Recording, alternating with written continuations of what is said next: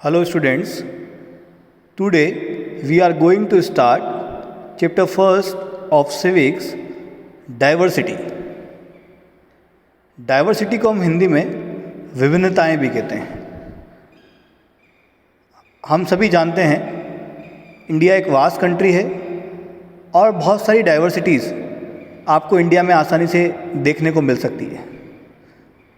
किस किस प्रकार की डाइवर्सिटीज़ आप इंडिया में देख सकते हैं, जैसे फॉर एग्जांपल मैं आपको बताऊं कि यहाँ पर डिफरेंट रिलीजन्स को मानने वाले लोग रहते हैं, डिफरेंट कास्ट ग्रुप वाले लोग यहाँ रहते हैं, डिफरेंट लैंग्वेजेस को बोलने वाले लोग यहाँ रहते हैं, डिफरेंट प्रकार का फूड वो खाते हैं, ईट करते हैं, डिफरेंट प्रकार की कल्चर को फॉलो करते हैं, डिफरेंट टाइप्स ऑफ ड्रेसेस वो लोग अलग अलग एरिया या रीजन में वियर करते हैं। इस प्रकार से हम देख सकते हैं कि इंडिया के अंदर अलग अलग राज्यों में, अलग अलग क्षेत्रों में अलग अलग प्रकार की भाषा, जाति, धर्म और समाज और मत को मानने वाले लोग रहते हैं। आज हमें इसी डाइवर्सिटी को इस चैप्टर में यहाँ रीड करना है।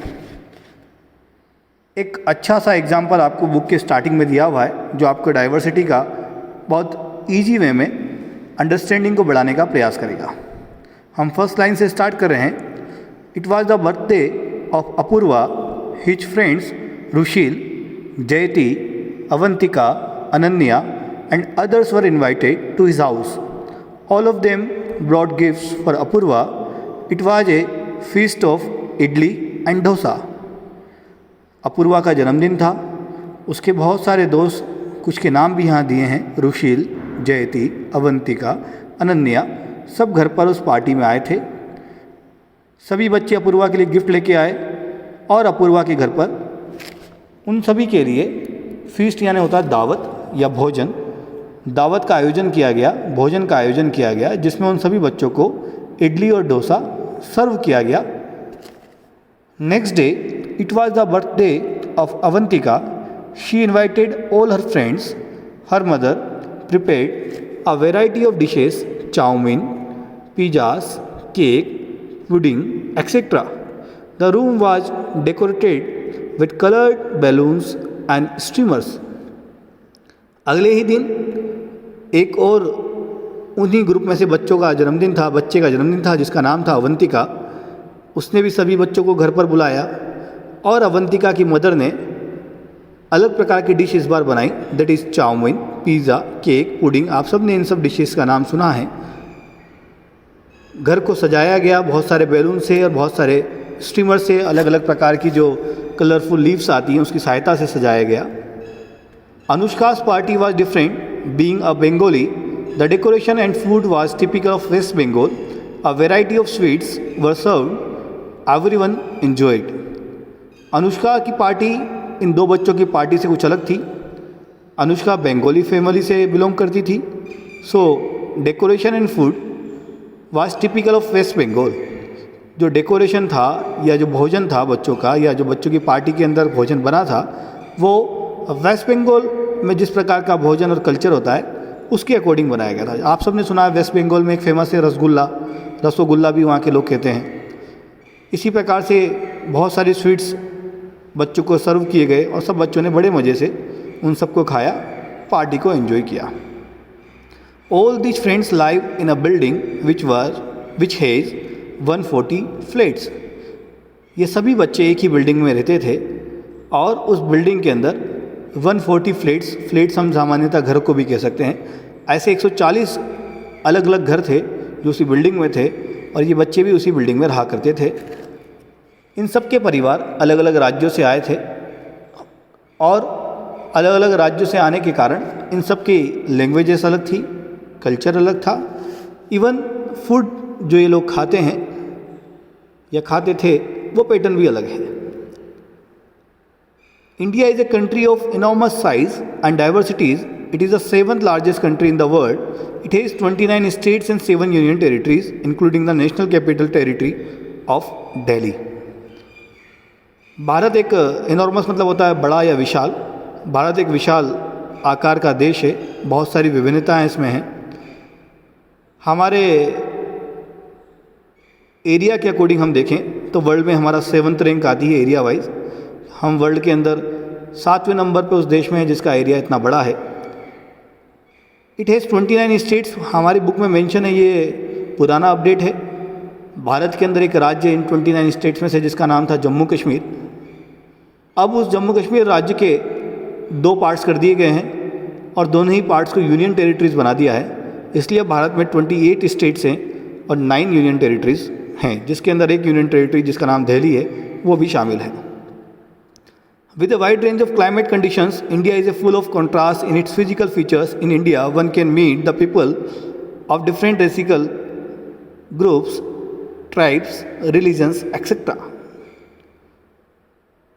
भारत के अंदर क्लाइमेट कंडीशंस की हम बात करें तो अलग अलग प्रकार की क्लाइमेट कंडीशन, जलवायु की स्थिति आपको देखने को मिल सकती है। आपने देखा है कहीं जम्मू कश्मीर में बहुत सर्दी होती है तो वहीं राजस्थान में बहुत गर्मी है। वहीं आप बॉम्बे साइड चले जाएंगे तो ना ज़्यादा सर्दी मिलेगी ना ज़्यादा गर्मी मिलेगी। इसी प्रकार से फिजिकल फीचर्स वाइज भी हम बात करें तो भौगोलिक स्थिति भी भारत की अलग अलग है। कहीं पहाड़ है, कहीं पठार है, कहीं नदियाँ हैं, कहीं समतल ज़मीन है। इसी प्रकार से अलग अलग जाति, समाज, धर्म को मानने वाले लोग भी आपको भारत में मिल सकते हैं। अवंतिका's mother asked her to prepare separate lists of the following. First, what were the children wearing in these parties? What was the variety of food at these parties?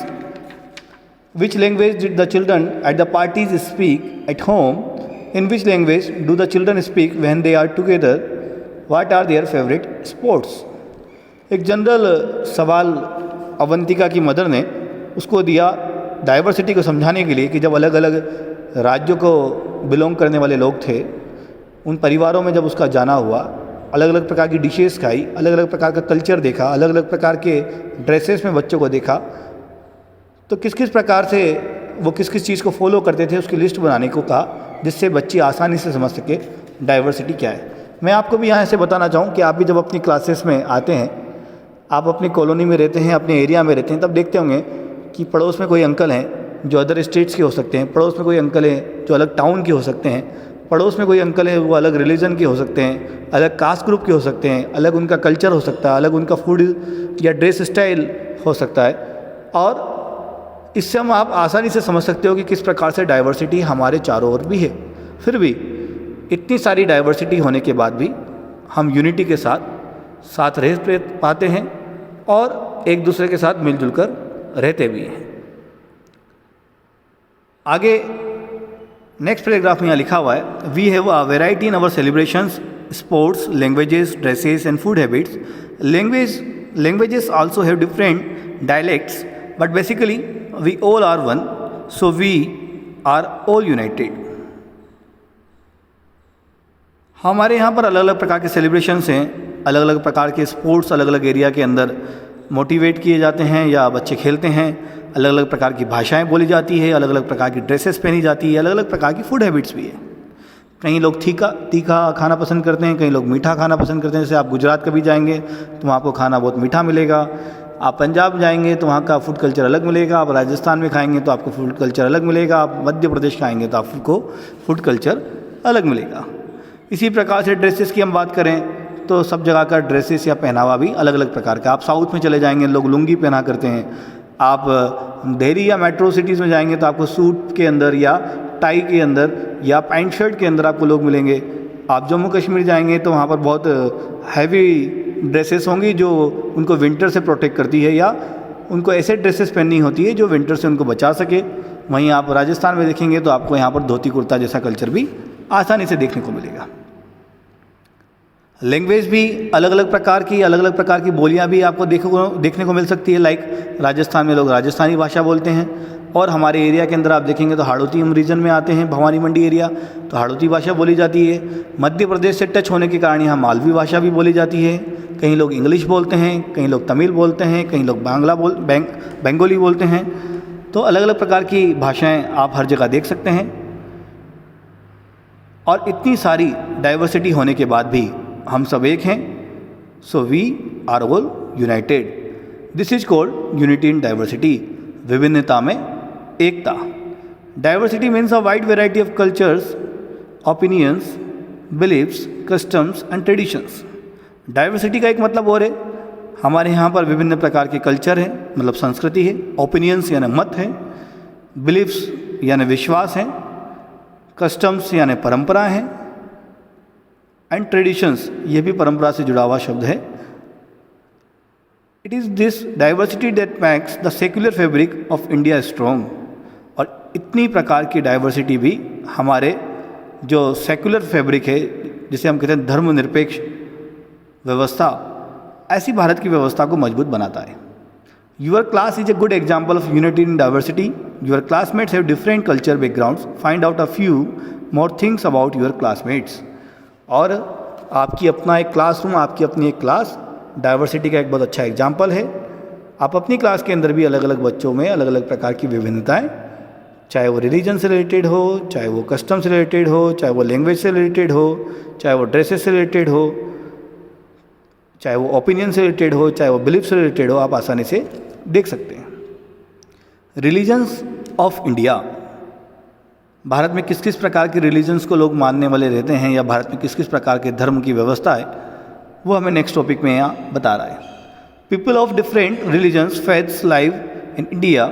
Here are to be found people of various religions communities, Hindus, Muslims, Sikhs, Christians, Parsis and Buddhist. All religions preach love, faith, compassion, tolerance and brotherhood। अलग अलग धर्मों को मानने वाले लोग भारत में रहते हैं।